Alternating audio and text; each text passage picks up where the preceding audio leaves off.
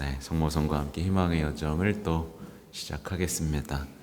자, 성부와 성자와 성령의 이름으로. 은총이 가득하신 마리아님 기뻐하소서. 주님께서 함께 계시니 여인 중에 복되시며 태중의 아들 예수님 또한 복되시나이다.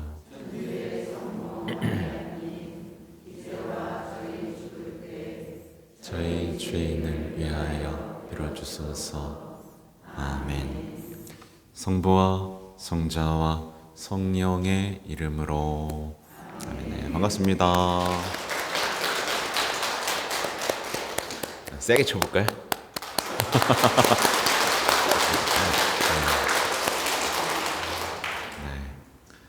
아유, 고단해요. 저도 고단한데. 네. 순례다 생각하면 참 좋은. 순례하면 제일 좋은 게 뭔지 아세요? 우리 자매님들이 제일 좋아하는 거. 자매님들이 제일 좋아하는 건 밥을 준다. 네, 청소도 해준다. 네, 남성분들은 출근을 안 해도 된다. 예, 뭐 이런 것들이 있겠죠. 아무튼 벌써 지금 오늘 할 게 2017년 2월 1일이에요. 그러니까 시간이 막 허허허허 흐르고 있고, 제목들을 보면서 여러분이 그 설레이는 마음들을 좀 집에서 유지해 주셨으면 좋겠는 게, 오늘도 보세요. 희망의 투구죠. 그리고 그 다음 주에 할 게 희망, 상호 위로와 평화의 원천. 또 희망은 실망시키지 않습니다. 우리는 희망으로 구원받았습니다. 희망 속에 기뻐하라. 말씀에 기초한 희망. 어떤 이런 아름다운 얘기들이 우리를 기다리고 있고, 제가 시작 때부터 말씀드렸듯이 이게 전부가 아니죠. 이건 18과까지 있는데 총 몇 과라고요? 총 38과.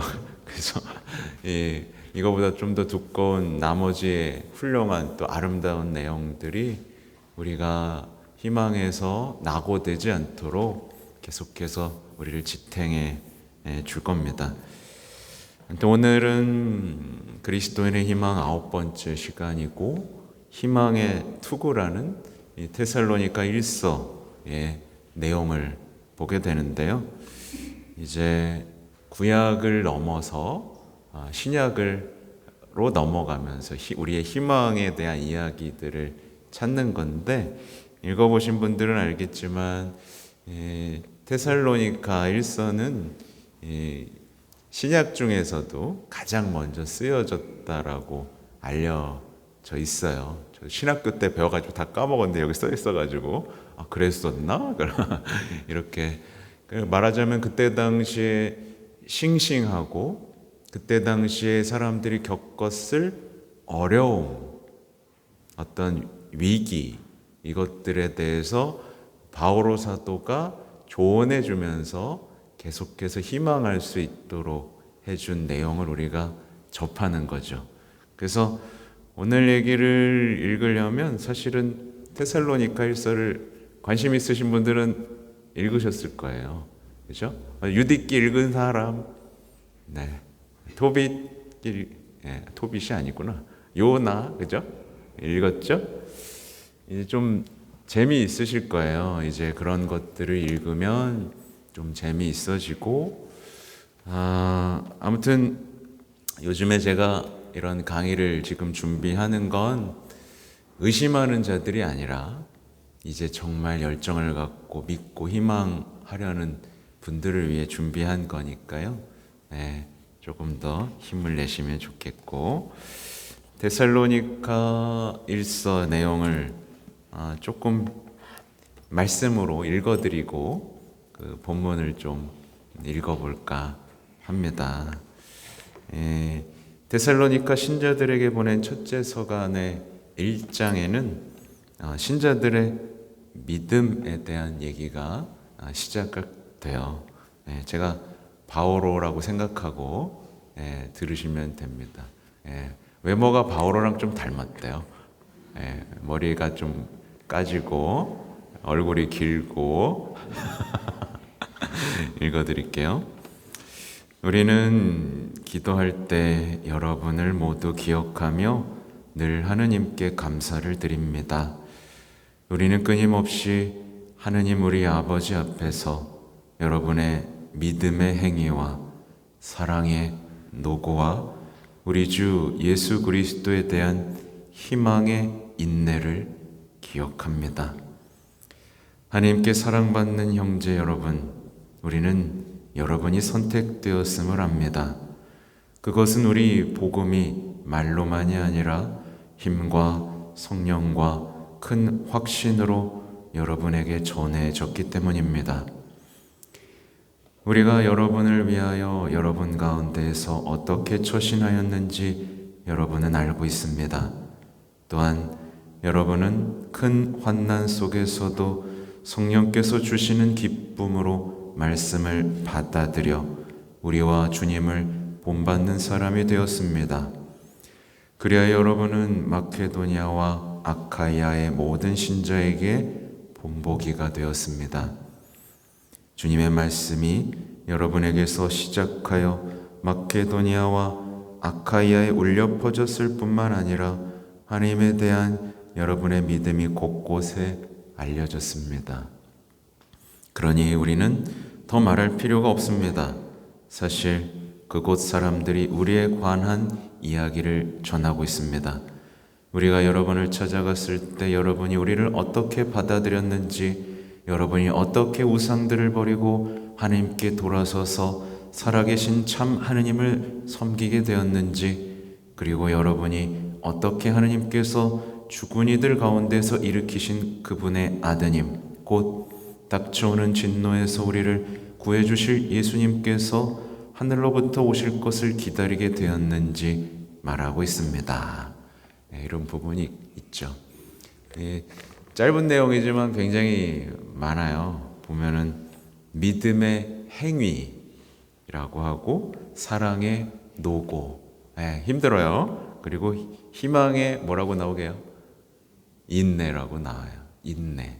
그래서 지금 희망이 지금 사라지고 있는 이유는 빨리빨리 뭔가 팍팍팍팍팍팍 돼야 되면서 사람들의 인내할 수 없도록 지금 즉시 뭔가를 다 내놓으라는 거에 익숙해지면서 이제 우리가 인내와 희망이라는 걸 연결할 수 없게 돼버렸죠. 그런 부분도 있고요. 아무튼 그렇고요. 이 중요한 부분이 오늘 여기서 희망에 대한 얘기를 하는 이유는 이 4장부터 시작하는 내용 때문이에요. 4장의 내용은 뭐냐면 주님의 재림에 대한 내용인데, 이들이 믿지 못하는 게 뭐냐면 죽은 이들의 부활에 대한 믿음이 없었던 거예요. 그래서 이 부분이 이렇게 나와요. 형제 여러분, 죽은 이들의 문제를 여러분도 알기를 바랍니다. 그리하여 희망을 가지지 못하는 다른 사람들처럼 슬퍼하지 말라는 것입니다. 이게 문제였던 거예요. 그러니까 바울 사도가 항상 편지를 쓸 땐 그 공동체가 어떤 위기, 어떤 문제에 있었는지에 대한 편지를 꼭 씁니다. 예수님께서 돌아가셨다가 다시 살아나셨음을 우리는 믿습니다. 우리 이와 같이 하나님께서는 예수님을 통하여 죽은 이들을 그분과 함께 데려가실 것입니다. 우리는 주님의 말씀을 근거로 이 말을 합니다. 주님의 재림 때까지 남아있게 될 우리 산 이들이 죽은 이들보다 앞서지는 않을 것입니다.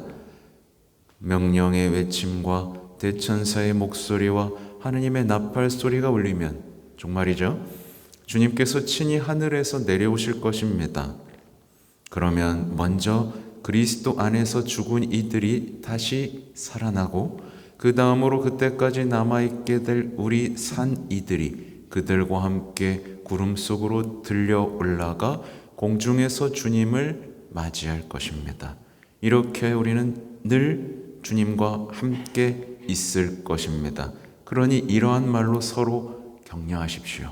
아주 구체적이죠. 아주 우리가 맞이하게 될 미래, 이게 4장 13절에서 18절의 내용이에요. 그래서 이제 희망의 투구에 대한 얘기들을 이제 이어지는 겁니다. 형제 여러분, 그 시간과 그때에 관해서는 여러분에게 더 쓸 필요가 없습니다. 주님의 날이 마치 밤도둑처럼 온다는 것을 여러분 자신도 잘 알고 있습니다. 사람들이 평화롭다, 안전하다 할 때 아기를 뵌 여자에게 진통이 오는 것처럼 갑자기 그들에게 파멸이 닥치는데 아무도 그것을 피하지 못할 것입니다. 그러니 형제 여러분, 여러분은 어둠 속에 있지 않으므로 그날이 여러분을 도둑처럼 덮치지는 않을 것입니다. 이 말이 참 위로가 되죠. 도둑처럼 갑자기 오지 않아요. 여러분은 모두 빛의 자녀이며 낮의 자녀입니다. 우리는 밤이나 어둠에 속한 사람이 아닙니다. 그러므로 이제 우리는 다른 사람들처럼 잠들지 말고 맑은 정신으로 깨어 있도록 합시다. 잠자는 이들은 밤에 자고 술에 취하는 이들은 밤에 취합니다. 술. 그러나 우리는 낮에 속한 사람이니 맑은 정신으로 믿음과 사랑의 갑옷을 입고 구원의 희망을 투구로 씁니다. 이 얘기를 오늘 하는 거예요. 하느님께서 우리가 진노의 심판을 받도록 정하신 것이 아니라 우리 주 예수 그리스도를 통하여 구원을 차지하도록 정하셨습니다. 그리스도께서는 우리가 살아있든지 죽어있든지 당신과 함께 살게 하시려고 우리를 위하여 돌아가셨습니다. 멋진 얘기죠. 그러므로 여러분이 이미 하고 있는 그대로 서로 격려하고 저마다 남이 성장할 수 있도록 도와주십시오. 그러니까 이게 내일 할 얘기랑도 연결되는 건데, 이 희망이 없다면 누구를 격려할 수 없는 거예요. 그래서 아무튼 마지막에 말은 내용들이 나와요. 그래서 언제나 기뻐하십시오. 끊임없이 기도하십시오. 모든 일에 감사하십시오. 이것이 그리스도 예수님 안에서 살아가는 여러분에게 바라시는 하나님의 뜻입니다. 이렇게 멋진 내용이 나오죠. 근데 우리는 더 이상 이런 얘기를 하면 안 돼요. 아니, 어떻게 언제나 기뻐합니까? 어떻게 끊임없이 기도합니까? 어떻게 모든 일에 감사할 수 있습니까?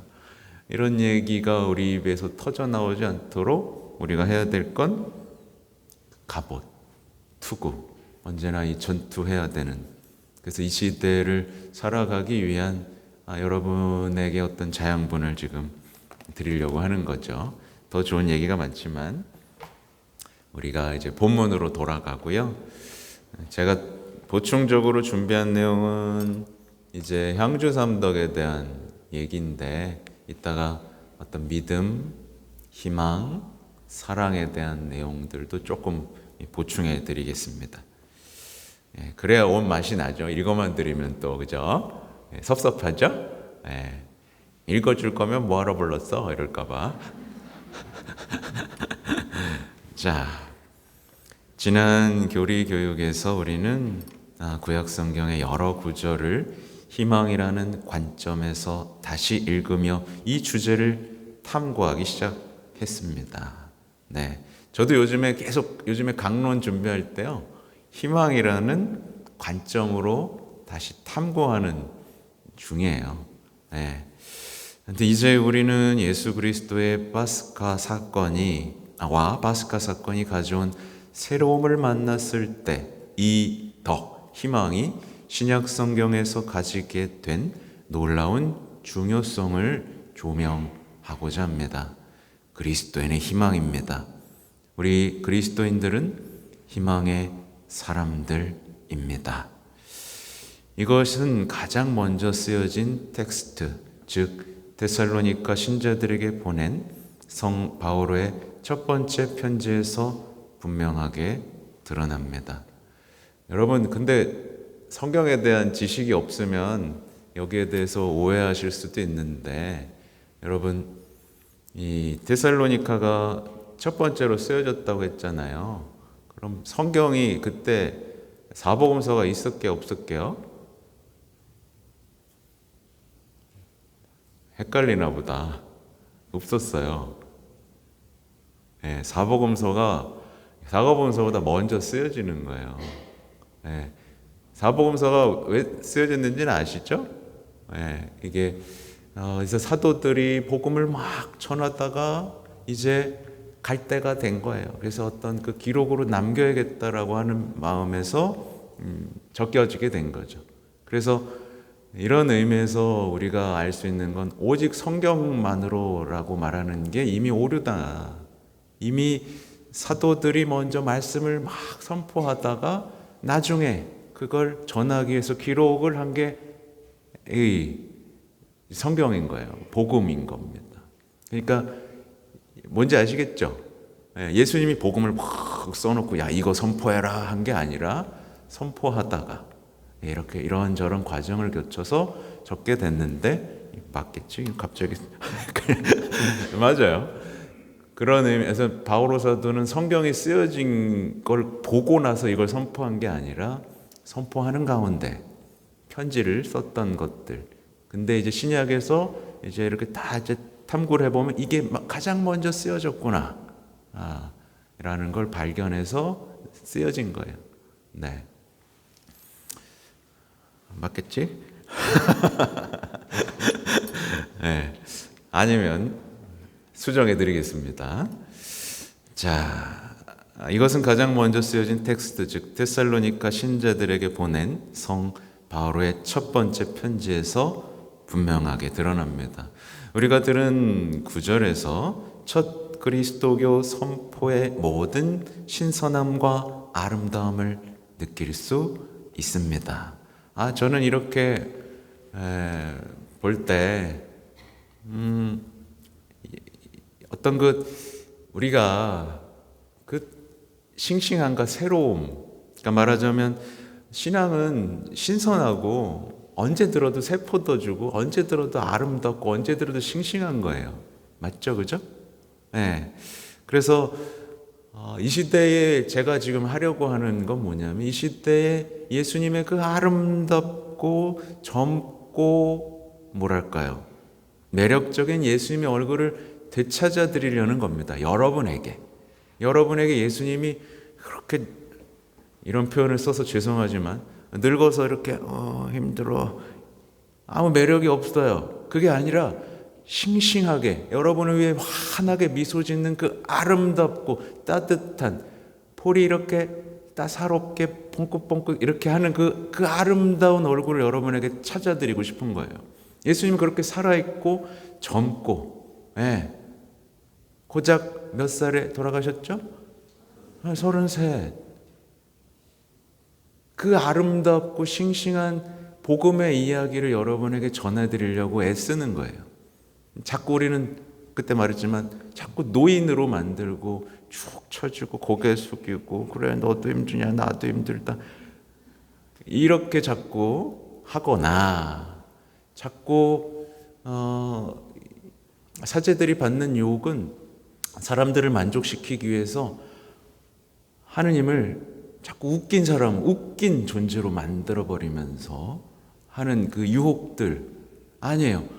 예수님이 얼마나 아름다운지를 여러분, 복음이 얼마나 여러분을 새롭게 하는 생명의 원천인지 살아 숨쉬는 말씀인지를 여러분이 느끼도록 하는 작업들을 하고 있는 거예요. 그래서 여러분이 이 강의를 듣고 데살로니가서를 다시 읽으면서 그 첫 번째 살아 숨쉬는 바오로 사도의 복음 선포가 여러분의 가슴을 다시 뛰게 하고 그때 당시 믿음으로 나도 살고 싶고 그러니까 지금의 상황이랑 전혀 달랐겠죠. 네, 그들에게 어려움은 단지 여러분의 어려움이 뭐예요? 이따가 얘기할 건데 그들이 겪던 어려움은 죽은 사람들은 어떡하지라는 그 어려움이었어요. 믿지 못하는 어려움이 있었는데 우리는 뭐가 있을까요? 뭐가 어렵죠? 그 얘기를 좀 뒷다가도 좀 하겠습니다. 아무튼 데살로니가는 생긴 지 얼마 되지 않은 젊은 공동체였습니다. 항상 공동체는 젊어야 돼요. 젊음의 공동체는 계속해서 새로운 사람들이 매력을 느끼고 들어와야 됩니다. 아셨죠? 그죠? 젊은이들만 들어오면 우리 어떡하려고 그래? 어휴, 야, 나 알맞고 있는데 너가 이래라. 그래서 막 죽도록 괴롭힌 다음에 나 못하겠어 나가게 하고 막 그러면 안 된다는 거야. 젊어야 됩니다, 항상. 자, 그러나 어려움과 많은 시련에도 불구하고 이 공동체는 믿음의 뿌리를 내리고 있었고 주 예수님의 부활을 열정과 기쁨으로 기념했습니다. 축제였던 거죠, 부활이. 그죠? 사도는 파스카 신비 안에서 다시 태어나 그리스도와의 완전한 일치를 통해 진정으로 빛의 자녀요 대낮의 자녀가 된 모든 이들을 따뜻하게 축하했습니다. 바오로가 그들에게 편지를 쓸 때 데살로니가 공동체는 막 설립되었고 그리스도의 파스카 사건으로부터 불과 몇 년밖에 지나지 않았습니다. 제 기억으로는 몇 년이었더라? 7, 80년이었던 것 같은데 아무튼 이러한 이유로 사도는 모든 사람들이 이 유일하고 결정적인 사건, 즉 주님의 부활이 역사와 각 사람의 삶에 의미하는 바의 모든 효과와 결과를 이해하도록 노력합니다. 네, 이거에 대해서 자꾸 설명하는 거예요. 자꾸 설명해 주는 겁니다. 그래서 바오로 사도가 때때로는 그 바오로 서간이 읽기는 쉬운데 사실은 복음보다 저는 좀 어렵다고 생각을 해요. 사실은 복음보다 사실 어려워요. 왜냐하면 바오로의 신학이 담겨 있어서. 그래서 한 줄 한 줄 읽으면 그냥 참 예쁘다, 말이 좋다, 아름답다라고 하지만 정확하게 이렇게 읽다 보면 머리를 이렇게 갸우뚱하게 되는 순간들을 우리가 마주하게 될 거예요. 이 바오로의 신학이기 때문에 그래요. 특히 공동체는 예수님의 부활을 인정하는데 어려움이 있었던 것이 아니라 모든 사람이 그것을 믿었습니다. 네. 이게 다르죠. 믿었어요. 그들은 다 믿었어요. 부활을 믿었어요. 근데 죽은 자들의 부활을 믿는 데는 어려움이 있었다. 이 얘기를 하죠. 그래서 제가 아까 질문했던 게 그런 거예요. 우리는 여러분 뭐가 어려워요? 뭐가 믿는데 뭐가 어렵죠? 믿는데 뭐가 어렵길래 우리 이렇게 쩔쩔매죠? 뭘 못 믿겠어요? 가만히 생각해 보세요. 이들은 확실하게 어려움이 있었어요. 다 믿었는데 그럼 죽은 자들은 어떻게 되는 거죠? 라는 믿음이 있었어요. 그래서 그것만 돌봐주면 됐어요. 그죠? 근데 여러분 어떤 어려움이 있죠? 생각해 보면 희망하는데 어려움이 있는 게 확실해요. 우선은 희년이 선포됐으니까. 근데 우리는 어려움이 조금 달라요. 말하자면 제가 뒤에 5가지 진리 써놓은 거랑 비슷한 게 정말 날 사랑하시나? 이걸 믿기 어려워해요. 정말 구원하시나? 나 이렇게 힘든데. 정말 살아 계시나? 정말 내가 행복하길 바라시나? 내가 정말 이렇게 희망해도 되나? 이 모든 게 지금 총체적인 어려움을 겪고 있죠. 네. 저는 이게 정말 어떨 때는 숨이 턱 막혀 옵니다. 그래서 예전에 몇 년 동안은 그 무신론에 대해서도 많이 공부를 했어요. 무신론, 이 사람들의 무신론. 근데 이게 머리로 되는 게 아니더라고. 그래서 전략을 지금 계속 바꾸고 있는 겁니다. 전략을 계속 바꾸고, 그래서 다시 한번, 그래서 이따가 제가 믿음에 대한 교리를 한다 그랬잖아요. 믿음의 적은 뭘까요, 여러분? 믿음의 가장 큰 적은 뭘까요? 의심. 네. 성경적으로 표현하면 믿음의 가장 큰 적은 두려움이라고 합니다. 두려움이요. 그래서 교황님이 이렇게 말씀하세요. 믿음의 가장 큰 적은 두려움입니다. 그러니까 앞서부터 읽어드린 믿음의 큰 적이 있습니다. 믿음의 적은 지성도 아니고 아쉽게도 흔히 어떤 사람들이 강박적으로 반복해서 주장하는 것처럼 이성도 아닙니다. 믿음의 가장 큰 적은 두려움입니다. 이런 까닭의 믿음은 그리스도인의 삶에서 가장 먼저 받아들여야 할 선물, 우리 안에서 새로워질 수 있도록 매일 맞이하고 청해하는 선물입니다. 똑같죠? 나 믿을 거야. 이것도 아니라 마찬가지인 거예요.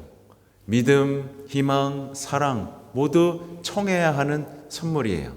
그래서 기도할 때 난 믿음이 안 생기지. 이게 아니라 우리는 주님 제가 믿게 해주십시오.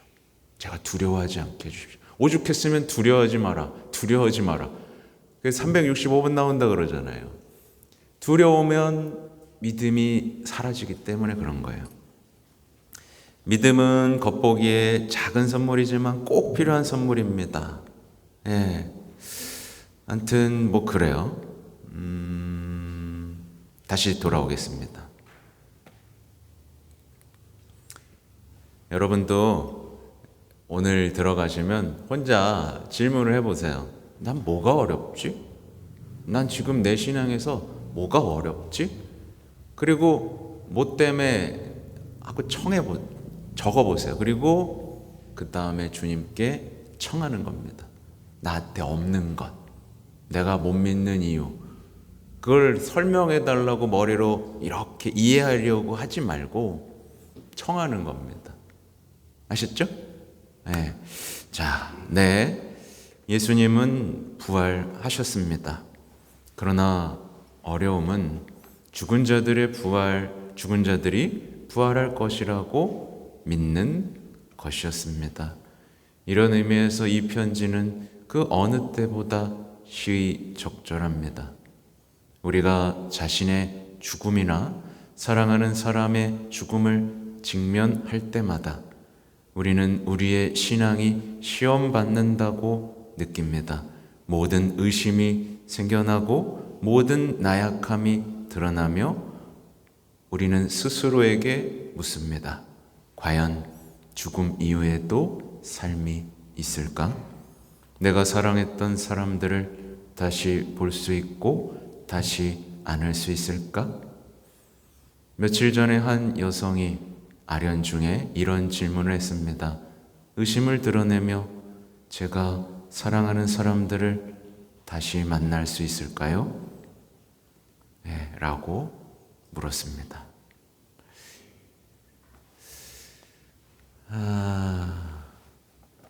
여러분, 다시 만날 수 있을까요? 없을까요? 대답이 없지? 네.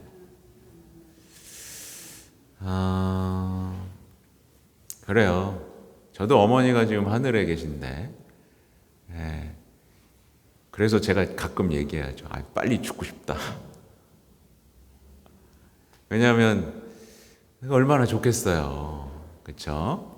그러니까 제가 성모성지에 대한 얘기도 가끔 해드리잖아요. 성모성지에 가면 거기를 고향이라고 느끼는 어떤 체험들이 오고 그 체험들, 여기가 고향이구나 라는 체험들이 하늘에 대한 그리움이 생기게 되고 다시 만날 사람들에 대한 그리움, 그리고 그 인내 속에서 다시 희망이 생기고 나의 믿음을 점검해보고 사랑의 노고에 대해서 생각해보면서 내 신앙이 이 신앙 안에서 이렇게 정돈되는 그 삶의 과정들이 얼마나 여러분 아름다워요. 그죠? 아무튼 제가 한동안 많이 이렇게 강론을 들어오신 분들은 아시겠지만 설명하려고 했던 게 뭐냐면 그리스도교 신앙처럼 인간의 삶 전체를 이렇게 설명할 수 있는 공개적으로 설명하고 이거를 글로 써서 사람들에게 내놓는 종교는 없다. 하여튼 이런 이성적인 내용은 다시 들어가고 다시 희망으로 돌아가겠습니다. 현재 상황에서 우리도 우리 신앙의 뿌리와 기초로 돌아가야 합니다. 그래서 하나님께서 예수 그리스도 안에서 우리를 위해 하신 일이 무엇인지, 그리고 우리의 죽음이 무엇을 의미하는지 깨닫게 됩니다. 우리 모두는 이 불확실성 때문에 죽음에 대한 약간의 두려움을 가지고 있습니다.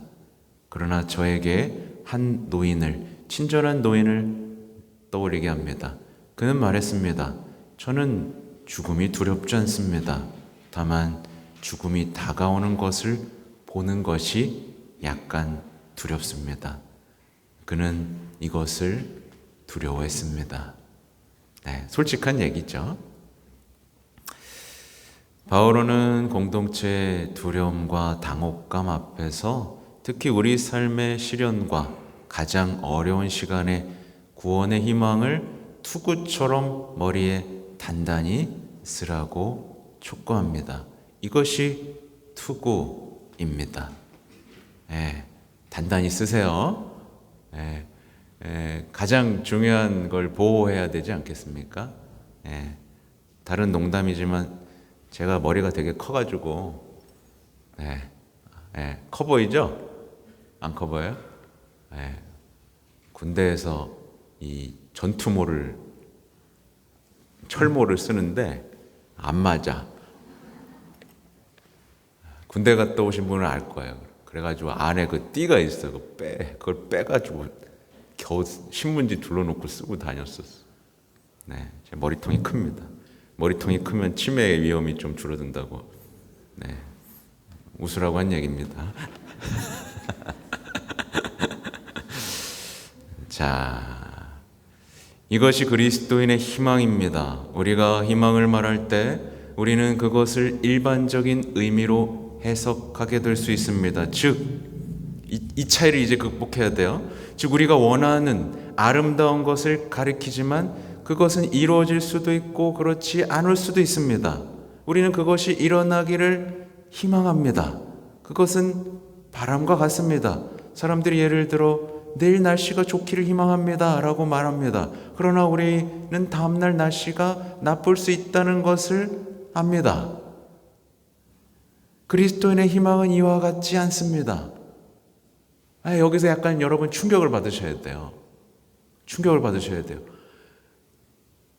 그리스도의 희망은 이런 게 아니라는 거예요.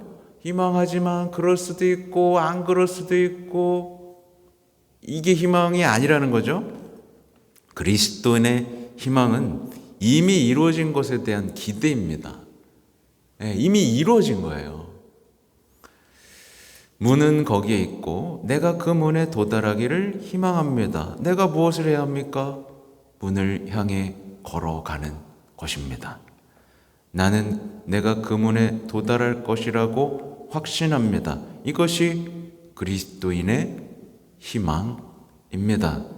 이미 존재하는 것, 아니 있기를 바라는 것이 아니라 이미 존재하는 것을 향해 내가 걸어가고 있다는 확신을 의미합니다. 이것이 그리스도인의 희망입니다. 그리스도인의 희망은 이미 이루어졌고 우리 각자에게 반드시 이루어질 것에 대한 기대입니다. 저는 이거 처음에 읽고 충격, 희망 이렇게 설명할 수도 있구나. 잘 될 거예요. 하나님 사랑이시잖아요. 잘 될 거예요. 이게 아닌 거예요. 이미 있는 거. 이미 있는 거예요. 이미 있는 거에 대한 확신인 거죠. 우리의 부활도, 그리고 우리가 사랑했던 떠난 이들의 부활도 따라서 일어날 수도 있고 그렇지 않을 수도 있는 것이 아니라 그리스도의 부활 사건에 뿌리를 두고 있기 때문에 확실한 현실입니다. 그러니까 왜 초기 교회 순교자들이 그토록 순교를 열망했는지 이 부분에서 여러분 이해가 좀 되실 거예요. 이미 있는 거예요. 이미 있는 거니까. 그러므로 희망한다는 것은 기대 속에서 사는 법을 배우는 것을 의미합니다. 그러니까 어제 제가 읽어드린 거랑 막 겹치지 않아요? 희망이 있는 건, 그 멋있는 말은 또 내가 어디서 찾아야 되나? 어제 막 제가 멋있다고 막 했던 얘기 기억나시죠? 신앙인 것과 신앙이 아닌 것. 기억나세요? 네. 신앙인 것과 신앙이 아닌 것. 네, 그냥 악 속에서 그냥 어차피 나빠질 거야 막 이러면서 하는 것과 그걸 하나 극복해 나가는 그 아름다운 현실하고 그 차이를 기억하실 거예요. 하여튼 기대 속에서 사는 법을 배우고 삶을 발견하는 것입니다. 여성이 자신이 임신했다는 것을 알았을 때 매일 그녀는 곧 태어날 아기의 눈빛을 보기를 기대하며 사는 법을 배웁니다. 어떤 산모의 어떤 얘기죠. 네. 저도 이럴 땐 임신을 한번 해보고 싶은 마음이 드는데 확실한 거잖아요. 나와 얼굴을 마주하겠다는 희망. 네. 그쵸? 그리고 인내, 기다림, 희망, 그리고 고통, 이런 것들이 다 연결이 같이 되죠. 이와 같은 방식으로 우리도 이러한 인간적인 기대 속에서 살고 배워야 하며 주님을 보기로 주님을 만나기를 기대하며 살아야 합니다. 이것이 쉽지 않지만 우리는 배울 수 있습니다. 기대 속에 사는 것을 희망한다는 것은 겸손한 마음, 가난한 마음을 의미하고 포함합니다. 오직 가난한 사람만이 기다리는 법을 알고 있습니다. 이와 이미 자신과 자신의 성취로 가득 찬 사람들은 자신 외에 다른 어떤 이에게도 신뢰를 둘 수 없습니다. 이 이야기를 굉장히 자주 반복하시는데, 그래서 행복하여라 가난한 사람들, 이런 얘기가 그렇고, 이 구유 때 기억나시겠지만 그 희망을 알아볼 수 있었던 사람들 얘기 기억나죠? 예수님이 태어나실 때 희망을 알아볼 수 있었던 사람들은 다 가난한 사람들이었어요. 다 가난한 사람들이었습니다. 겸손하고 갈데 없는 사람들이 다, 그럼 아니면 떠난 사람들, 순례하는 사람들이 이 예수님에게서 희망을 발견했고 희망과 마주했고 희망을 기뻐했죠. 그래서 어떨 때는 정말 모든 것을 이루고 성취했던 사람이 시름시름 살잖아요. 근데 오히려 모든 것을 잃고 다시 주님의 희망과 만나서 더 기쁘게 사는 경우들을 우리는 자주 만나죠. 그래서 하여튼 우리가 희망을 잃지 않기 위한 우리의 삶의 조건들을 우리가 잘 지켜낼 필요가 있고, 그리고 희망의 투구라는 이미지가 벌써 그렇잖아요. 이 공격이 심하다는 거죠. 그렇죠? 얼마나 그걸 없애려고 공격을 하겠습니까? 네, 그렇습니다. 성 바오로는 더 나아가 이렇게 씁니다. 그리스도께서는 우리가 살아있든지 죽어있든지 당신과 함께 살게 하시려고 우리를 위하여 돌아가셨습니다. 이 말씀은 항상 큰 위로와 평화를 가져다 줍니다. 따라서 우리는 또한 우리를 떠난 사랑하는 사람들이 그리스도 안에서 살고 우리와 완전한 친교를 나눌 수 있도록 그들을 위해 기도하도록 부름을 받았습니다. 제 마음을 깊이 감동시키는 것은 성 바울의 표현으로 역시 데살로니가 신자들에게 한 말입니다. 그것은 저를 확실한 희망으로 가득 채웁니다. 그는 이렇게 말합니다.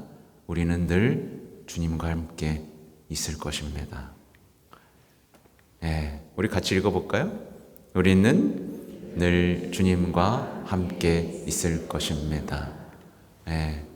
그리고 우리는 희망이 가득 찬 사람들은요, 여러분 여자들한테 항상 더 유리하다고 제가 말씀드리죠. 예, 보고 싶어 죽겠어. 보고 싶고 보고 싶다. 오늘도 보고 싶다. 어떻게 보지? 꿈속에서라도 봤으면 좋겠다. 이런 사랑. 그래서 오늘 제가 사랑 얘기 강론으로 이미 했습니다. 왜 그토록 사랑이 중요한지 말씀드렸어요. 사랑하는 사람에게는 모든 것이 가능해지기 시작합니다. 그러니까 인생에서 가장 중요한 건 사실은 사랑이에요. 우리는 다 알고 있어요.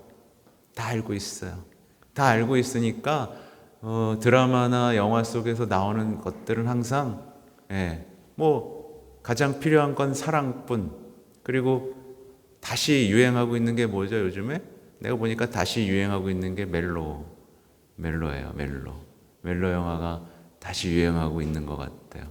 사랑이라는 주제가 우리를 다시 사로잡고 있는 거. 그게 나를 살게 할 것 같으니까.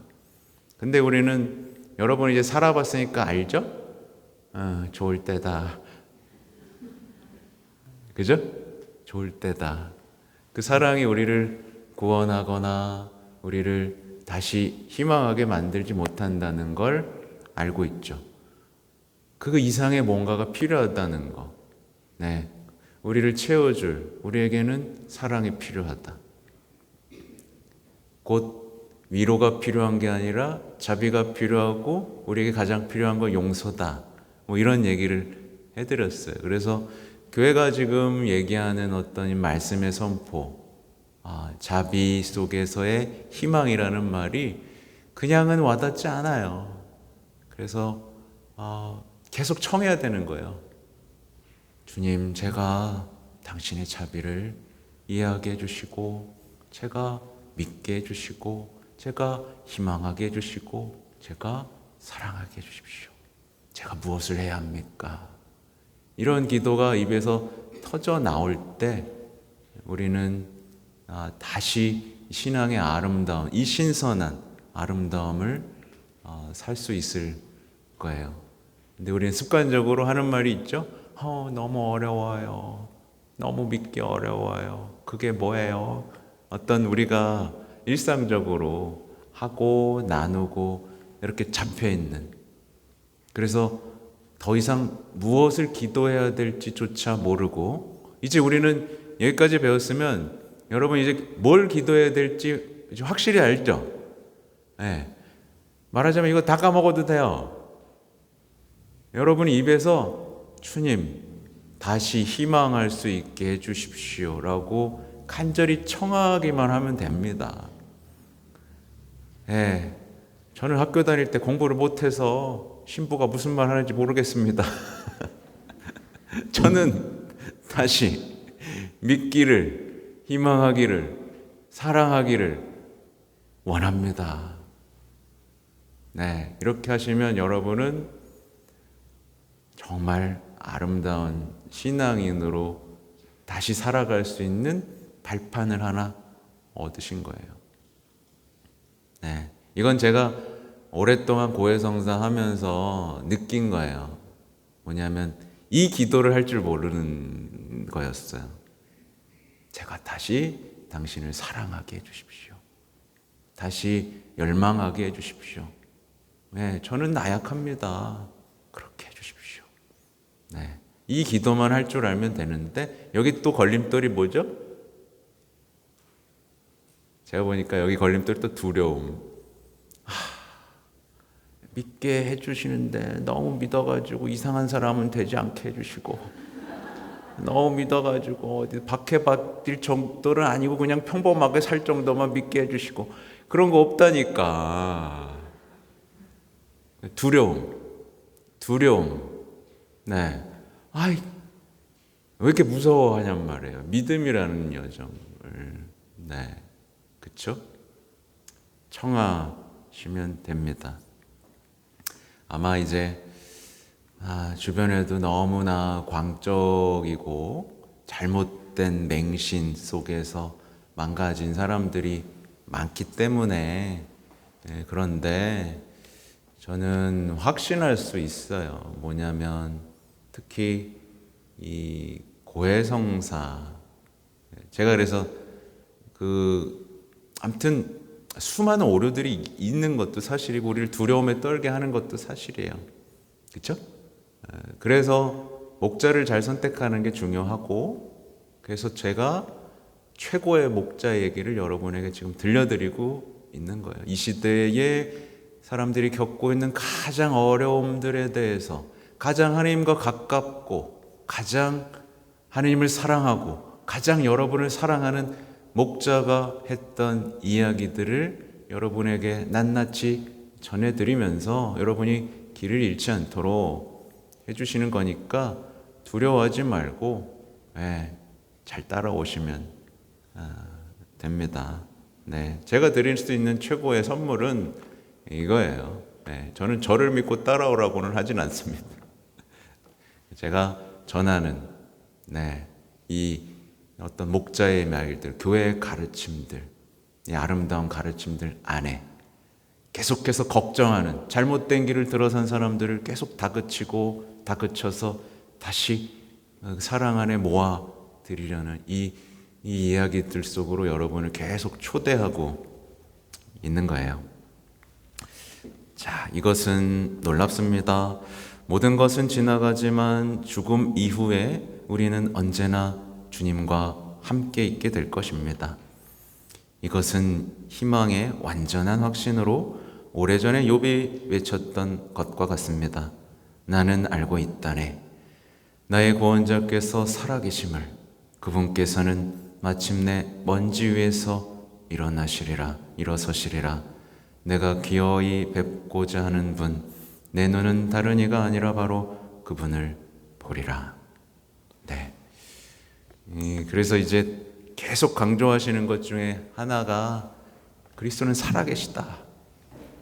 특히 젊은이들에게 그리스도는 살아계십니다 라는 얘기들, 저도 어렵지만 계속 외치는 거예요. 그냥 따라 외치다 보면 저도 이렇게 젊은이들 보면 숨이 턱 막힐 때가 있거든요. 어떨 때는. 근데 저도 계속 배워가는 거예요. 계속 배워가는 거예요. 저를 유혹하는 게 굉장히 많습니다. 아까 말한 것처럼 신자들을 만족시키는 사목에 대한 유혹이 굉장히 많아요.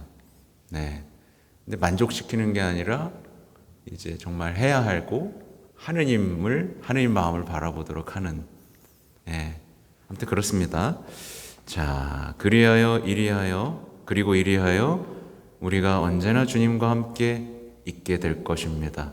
여러분은 이것을 믿으십니까? 대답해 보면서 할까요? 여러분은 이것을 믿으십니까? 여러분에게 묻습니다. 이것을 믿습니까? 더 강하게 느끼기 위해 저는 여러분이 저와 함께 3번 이것을 말하도록 초대합니다. 우리는 늘 주님과 함께 있을 것입니다. 3번 외쳐볼까요? 우리는 늘 주님과 함께 있을 것입니다. 우리는 늘 주님과 함께 있을 것입니다. 우리는 늘 주님과 함께 있을 것입니다. 이게 믿음입니다. 그리고 거기서 주님과 함께 우리는 만날 것입니다. 그렇게 우리의 마음이 부활을 희망하는 법을 배우도록 주님께 간구합시다. 이렇게 해서 우리는 주님과 그리고 우리의 모든 사랑하는 이들과의 만남에 대한 확실한 기대 속에서 사는 법을 배울 수 있을 것입니다. 아무튼 여기까지 오늘 이야기였죠. 그러니까 여러분 굉장히 지금 입체적으로 들어가고 있다는 거 아시겠죠? 그러니까 희망은 이런 것입니다라고 설명하기보다는 어떻게 보면 지금 희망에 대한 얘기를 성경에 근거해서 하면서 우리 각자 처한 상황에서 희망할 수 없게 만드는 상황들의 사람들의 이야기들을 하나하나 끄집어서 희망할 수 있도록 계속 이렇게 넣어주고 있다라는 사실이 알게 되실 거예요. 이게 말하자면 이게 하나의 영적인 훈련이에요. 왜냐하면 어떤 사람도 한 상황에만 있지 않거든요. 어떤 사람이 그러니까 예를 들면 그래 사랑해야지, 희망해야지, 믿어야지 하고 세상에 나가면 그 사람들을 쓰러뜨리는 수많은 상황들이 존재하죠. 넘어지고 쓰러지고 그러면은 한숨 나오고, 그쵸? 그러면 이런 다채로운 인물들의 이야기들을 다시 보고 성경을 들춰보면서 그때 나의 기도와 어제 만났던 거죠. 나의 기도와 희망이 결합되는 그 순간들. 주님께서 나와 함께 계시고 살아계시다는 믿음을 다시 확인하는 그 순간들. 그러니까 영적인 근육들을 키우는 거예요. 이게 없으면 어떻게 되죠? 이걸 평소에 훈련해 놓지. 하느님은요, 근데 아주 천천히 이거 훈련시켜 주세요. 제가 느끼는 건 하느님은요, 정말 사랑하는 당신의 자녀들을 계속해서 훈련해 주신다는 건데, 우리 신자분들이 훈련시켜 줄 때마다 울더라고. 훈련시켜 줄 때, 근데 훈련시켜 줄 때, 나를 가장 사랑하시는 아버지를 떠올리면 금방 또 지나가고, 그러므로 해서 계속 성장할 수 있게 되는 계기인데, 이거 할 때마다 막 울고 불고 넘어지고 그런 경우들이 많이 있더라. 네. 근데 이게 그거 있어요. 한번 훈련에 실패하면 예수님이 그럴 것 같아요? 아니요. 똑같은 훈련을 계속 마주하게 하십니다. 그리고 이 훈련을 통해서 정말 강인한 당신의 사랑스러운 자녀로 만들어 주시기 위해서 포기를 하지 않으시거든요. 네, 단 한 사람도 포기하지 않으시거든요. 근데 막 이렇게 하면 이제 하느님이 아닌 다른 방법으로 이걸 극복하려고 이걸 다시는 이 문제를 나의 문제로 삼지 않기 위한 심리적, 관계적 해법의 유혹을 느끼죠. 그렇죠. 그래서 사람들이 요즘에 말씀이 아닌 인간적인 가르침의 매력을 느끼고 희망 없이 사는 어떤 그런 현상들을 여러분은 목격하고 있고, 그래서 제가 막 자꾸 스님 얘기 듣고 막 이것저것 다 찾아 듣고, 이런 얘기, 이 희망 얘기를 듣고 나면 그거 매력이 없을 거라 그랬죠. 네, 아무튼 그렇다. 네, 아무튼 시간은 됐다. 시간은 됐는데 적은 것들이 혹시라도 제가 좋은 것 몇 개 적어 왔는데 잠깐만요.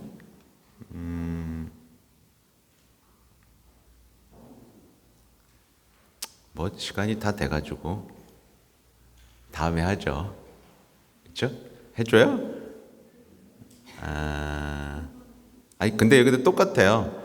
이제 교황님이 제가 어디서 뽑아온 거냐면 교황님이 악덕과 미덕에 대한 교리 교육을 한동안 하셨어요. 그래서 막 우리가 어려워하는 거 있잖아요. 뭐 분노라든가 어떤 허영이라든가 이런 것들이 아주 내밀한 이야기들, 그걸 어떻게 극복할 수 있는가에 대한 얘기들을 했었는데 놀랍게도 미덕, 이 사추덕에서부터 향주삼덕, 칠제종이 있으면 그것과 맞서는 사추덕과 향주삼덕이 있는데 그 아름다운 얘기들을 하면서 결국엔 이 향주삼덕에 대한 얘기도 똑같이 이렇게 기도해 볼까요? 라고 하면서 여러분에게 초대하는데 똑같아요. 주님, 저희에게 믿음을 더하여 주십시오. 그러니까 우리는 이런 기도를 우리 복음에 나오는 사람들이 했다는 걸 잊어버리는 거예요. 주님, 저에게 믿음을 더하여 주십시오. 희망에선 또 희망하고 사랑 얘기도 다 하셨습니다. 아무튼 여기까지 해야 되겠습니다. 그죠? 그래요. 내일은 쉽니다. 여러분은 좋겠어요. 내일하고 모레 제일 바쁜 빨간 날 좀 쉬었으면 좋겠어. 자, 우리 희년 기도로 마치겠습니다. 자, 성부와 성자와 성령의 이름으로. 하늘에 계신 아버지, 우리 형제이신 성자 예수 그리스도를 통하여 저희에게 베풀어 주신 믿음과 성령을 통하여 저희 마음에 부어 주신 불타는 사랑으로 아버지의 나라가 오시리라는 복된 희망을 저희에게 다시 일깨워 주소서. 악의 세력이 패배하고 아버지의 영광이 영원히 드러나는 새 하늘과 새 땅을 확신에 차 기다리며 온 인류와 우주가 떨쳐 일어나도록 아버지의 은총으로 저희가 복음의 씨를 뿌리는 성실한 일꾼이 되게 하소서.